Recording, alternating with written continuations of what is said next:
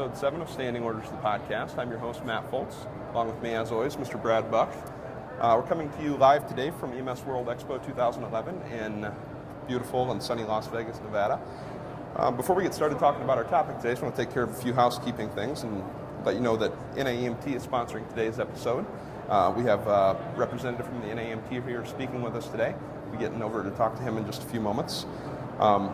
Also recording live from the Medtronic Foundation Heart Rescue Project podcast studio today. You can go to medtronic.com to find out any more you want to know about Medtronic and their Heart Rescue Project. Also, our streaming partner for today is Zoll. We're streaming live on Ustream. And you can go to zoll.com, check those guys out, and like them on Facebook and follow them on Twitter at Zoll EMS Fire. So, I think we'll go ahead and introduce our guest for today. Brad's and I are going to co-host the show this evening, or this afternoon. I think I can speak just kind of a quick little once over here about EMS Expo. I think I can speak for you and I when I say that this is a huge honor. We started a year ago doing this, and who would have thought we'd be at EMS Expo recording a podcast live? We're very happy to be recording live here today, and we have some fantastic guests joining us. First off, we've got Chuck Kearns from the National Association of EMTs. Chuck, if you want to tell us a little bit about yourself. Well, I've been involved in EMS for 28 years, and I'm still a paramedic. I'm on the board of directors of NAEMT, and I've worked in every kind of service model that there is: BLS, ALS, first response, private for-profit, private not-for-profit, government. And at one point I was even a state regulator over EMS and trauma hospitals in Florida, so I could honestly say I was from the government and there to help. Also joining us today, we're honored to have AJ Heitman. AJ, for those that I can't believe don't know who you are, tell us a little bit about yourself, sir. Well, I'm editor-in-chief of GEMS, the Journal of Emergency Medical Services, and I've been a field provider since the 70s, so a couple years of EMS, and I've watched EMS grow and develop. I was an EMS director in Pennsylvania for Eastern Pennsylvania, and then came out to sunny California in '95, and the rest is history. Wonderful. So get started with our topic today. If you want to go over and throw it to Chuck, and if you want to talk about, I know NAEMT is our episode sponsor for today, and there's a big push in EMS right now for safety, provider and patient safety. And I think you were going to talk a little bit about provider and patient safety and some of the NAEMT's initiatives for health and safety. Can you go ahead and do that for us, and then we'll kind of have a discussion between the four of us here. So. Sure. Well, probably about 2 years ago, NAEMT got the thought that, we ought to put a program out, an educational program out for safety, for EMS personnel. Other industries in public safety focus an awful lot on safety, and really over the years, we didn't do too much of it as a across the board global kind of thing. The majority of what we got from safety was in our training classes, like ask first, is the scene safe? And that was about it. Yep. Then it was up to each individual provider to have their own safety and risk programs and so on. So NAEMT put together a group of people who, one, were very interested in safety and injury prevention for providers and patients, and they came from all walks of life. And at one point a call went out and said, we need a few more females on this committee, and I knew somebody who would be great for that, and she joined in so she could give insight from the female EMS practitioner's perspective when it comes to lifting stretchers and things like that. And the group came together and they put together this course with a book, and we beta tested it a few times, got really good reviews, made a couple of minor tweaks, and then launched it, and it's been unbelievably successful so far. We're being inundated with requests to do instructor training classes all over the place. I think we've got like 35 done now, and we only started doing that training a couple of months ago. And they're stacked up all over the nation. We've asked for it overseas. Well, I was going to suggest what I think might be a good framework is to really describe some of the segments of the course because it's an excellent course, and by describing the content of the course, really it'll be the framework for some of our discussion about why some of those things are being emphasized. Very all-encompassing, I understand. It's very, it's extremely all-encompassing, and it's, being a manager in numerous ambulance services, I've seen just about everything that you can possibly see, as I know you have, the kind of mistakes we make. I had a professor in school one time who said, you can't explain, it's not necessarily the dumb things, but you can't explain all the time why people do the things they do. And he said, you really have to chalk it up to what he called the frailties of human nature. We make errors. We make errors all the time. Rock solid people sometimes make bad judgments. How do you explain that? So the course really wants to take you through the entire, gamut of everything from, what's the right way to dispatch a call? Do we want to run lights and sirens to somebody who's got, as we were talking before we went on air, diarrhea? It's probably not a red lights and sirens kind of response thing. So, should we set up some protocols in dispatch on how to collect information, how to recommend the crew respond? When you're on scene, what's safe for you, where you're positioning your unit, if it's in traffic and so on, right through to lifting the patient, being careful with the patient, securing the patient during transport. You talk about a traumatic cardiac arrest, very low chance of survival. So, from a medical director standpoint, you think, why bother to transport that person lights and sirens? Very low chance, but you're risking everybody in not only the ambulance, but everybody that they're going to encounter in the general public on the way to the facility. So, maybe the medical director would want a protocol to say, why don't we just call it the time of death? I think the big thing about what NAEMT is trying to do is to change the culture of safety or create a culture of safety, because many services don't have a culture of safety. And if they had some bad habits and those bad habits were handed on to somebody else, we have to break that. Because if you were always allowed to not wear a seatbelt, then the people who watch you as a role model are not going to wear a seatbelt.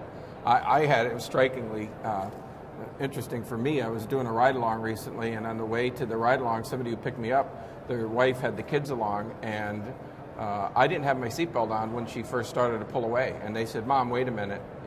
He doesn't have his seatbelt on." So she couldn't move because her kids were 4 and 5 years old, making her stop to put the seatbelt on.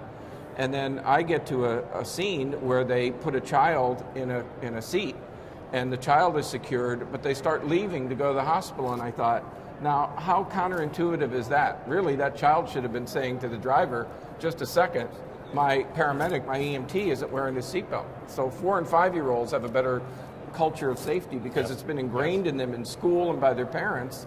And we have gotten by, and that's really what it is we've been very lucky, those of us who actually grew up in the back of ambulances, because we never got broadsided. And we're trying to stand up and step over patients, and it happens every day all throughout the world. The reality is you should not be moving and having an object, including ourselves, in the back of an ambulance. Yep, and securing the equipment. Right. That becomes a missile on impact. So it's things like that, and in fact, NHTSA saw the need for this culture of safety. That's the perfect title for this, and they put out a grant, and the grant project was won by ACEP, and ACEP has been conducting these meetings in Washington D.C. with a large planning group. There's 20 or 30 of us from different parts of the industry and different representative groups and associations. And they've also brought in some of these meetings, experts in the different facets of what we're trying to deal with here. The goal is in 3 years to issue a white paper on how to change the culture in EMS to become one of safety, as AJ says. So we have institutional corporate culture change people presenting to us, airline pilots presenting to us, people with different aspects that we need to start incorporating into not only our thought processes, but make it become automated in the way we approach our calls. Well, I think you mentioned the airline industry, and what's unique about that is I think it took them a while to really develop the crew resource management idea and that culture of safety that they now have in the cockpit. and unfortunately we're getting there, but after so many ambulance crashes, albeit ground and in the air ambulance industry, we're finally now starting to reach that point, I believe, of having something like that in place. And I guess I want to put the question out with both of you and the amount of experience you have in like the leadership and the number of years. How can a service, as a director, as the medical director, how can this kind of be implemented into policies, procedures, protocols? Well, there's a couple things, and you alluded to the airline industry. Sullenberg saved a lot of lives. He was not even in command of that aircraft when it was taken off. It was his co-pilot. But through the airline industry and crew resource management and that high reliability organizations is really a big area. When he realized there was a problem, he just touched his hand over the top of the throttle where his co-pilot was and said, "My aircraft." And in the airline industry, when the captain says, "My aircraft," you just sit back and let the captain take control of his plane.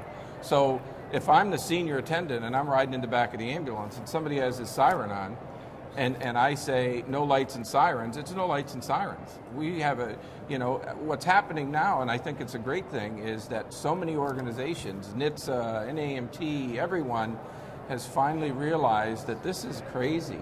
This is crazy that, I just talked to David Page, who does our research review, and he's very excited because a new study came out that actually points out that we are one of the highest injury occupations. Three times more than the national average, and we need to understand that. And I go, as does Chuck and others, to the EMS Memorial every year, and I read through the list, and I have to listen to how these people died. And honestly, there's a lot of names on there. There's a lot of people. The tear in my eye is that they didn't have to die. They're 22 years old. They were unbelted. The ambulance got hit. Sure, the ambulance can get destroyed, but why was he thrown 50 feet from the vehicle? Or why did he have a parent standing in the back of the ambulance?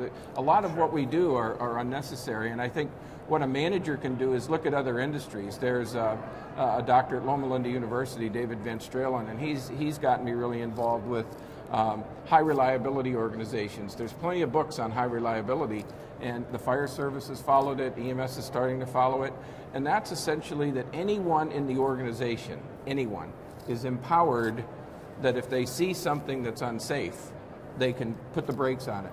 What happened with the Challenger incident is that the Morton Thiokol Company knew that several people, this is public knowledge, several people knew that there was a problem with cold weather and the O-rings, but they weren't allowed to say anything. So the morning that shuttle was going up, there were people that knew that they probably should have been able to pull the brakes on that. And after the shuttle disaster and after everybody began to look at that, they said, no, this is crazy. So when somebody is landing on the deck of an aircraft carrier, anyone who sees a problem can put a red light on any further planes coming in. And we have to adapt that. Like on the fire scene, a big problem is fire and EMS scenes is crew accountability.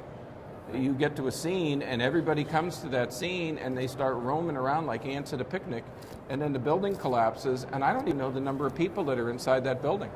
Sure. What's that moment for us in EMS, that Challenger incident for EMS? Is there something we've seen already that started to change? The Challenger incident happens every day in America when an ambulance rolls over. The manufacturers try their best to build a safe vehicle, but it's still a box vehicle and it's still subjected to forces. And if you really look at it, most of the boxes survive, but and they're trying to improve the safety standards and make sure that we improve all of that. But it's still, where somebody isn't secured, or an oxygen bottle flies and hits an unsecured oxygen bottle flies and hits somebody in the head. How many times have you seen a cardiac monitor placed on the squad bench en route to the hospital? That's a 30, 40-pound missile. Yeah. And without a seatbelt over it to try to secure it in place. Right. And I've even seen some photos from a couple of safety things where the belt didn't withstand it and let loose, and the monitor still went. Yep. I think what's funny is we all get to accident scenes, our crews get to accident scenes, and as educators we have to point out what always strikes me is the car rolls over and we pull the patient out, and then we stand around and we look and we find briefcases and flashlights and knives that were in center consoles, and the whole vehicle that rolled over is a mess. Have you ever looked at what an ambulance looks like after a rollover? Oh, yeah. It's incredible. Yes. 52 IV catheters that are in a bucket on a shelf, an unsecured sharps container, monitors, O2 bottles. I have photos of O2 bottles that were, before they required that the squad bench have a latch on it, they were up in where the defroster was in the front cab of an ambulance. So that bottle comes out, and we've all seen that. You drop a quarter on the floor and you can't find it for a day. Well, when an ambulance rolls over, if you have an unsecured object, nowhere. I personally lost a friend years ago. He was responding to a call and he hit something. It was in his personal vehicle. He's responding to a call. Do you know what killed him? He had a Suburban, a QRV type of vehicle, and his Craftsman toolbox was in the back and came up and crushed his head. Now, he had a helmet on, he had everything you could imagine, but he didn't have his secured tools. So we do stupid things. And how many times in an EMS scene do you see somebody with a vest on that's a safety officer? I mean, it's in vogue now that you're doing incident command, but part of incident command, one of the first vests that I want is a safety officer. And people will say, well, I don't know what a safety officer does. You know what a safety officer does? He keeps my ass out of the hospital. That's what he does. Can we say that on TV? Yeah, you can say that. Yeah, you're derriere. But you're pulling the safety officer's pulling a face mask down, or he's coming up and saying to Chuck, "Put some gloves on," or he's saying to you, "Take over for Chuck."